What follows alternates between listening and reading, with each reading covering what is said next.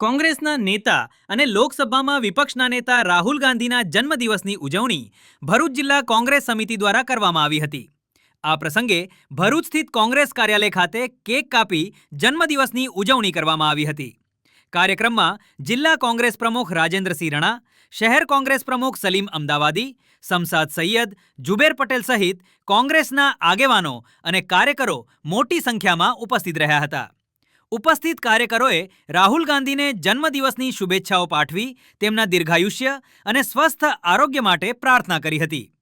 આ પ્રસંગે કોંગ્રેસના આગેવાનો દ્વારા રાહુલ ગાંધીના રાજકીય યોગદાન અને દેશના લોકશાહી મૂલ્યો પ્રત્યેની તેમની પ્રતિબદ્ધતાની પણ પ્રશંસા કરવામાં આવી હતી।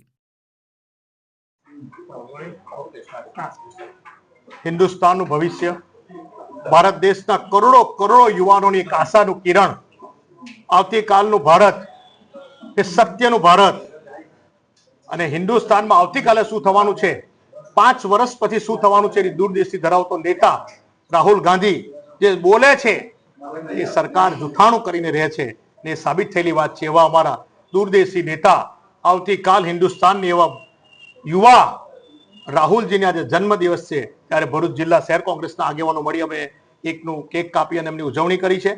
અમને દીર્ઘાયુ આયુષ્ય માટે પ્રાર્થના કરી છે।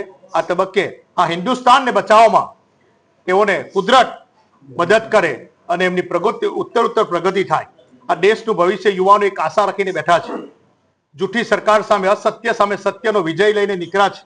સત્યનો વિજય થાય છે પણ થોડી વાર લાગે છે। આજે દેશને સમજાઈ રહેલું છે કે આવતીકાલ હિન્દુસ્તાન કઈ દિશામાં છે અને કઈ દિશામાં જવાનું છે। એવા કરોડો યુવાનોની આશા, એવા અમારા રાહુલજીની બર્થડે પર આજે કેક કાપી અમે ગરીબ દર્દીઓને હોસ્પિટલમાં ફ્રૂટ વિતરણ કરવાના છે, સ્કૂલમાં પેન વિતરણ કરવાના છે, સાથે સાથે આખો દિવસ સમગ્ર દિવસ રાહુલજીની ઉજવણી, જન્મદિવસની ઉજવણી કરી રહ્યા છે।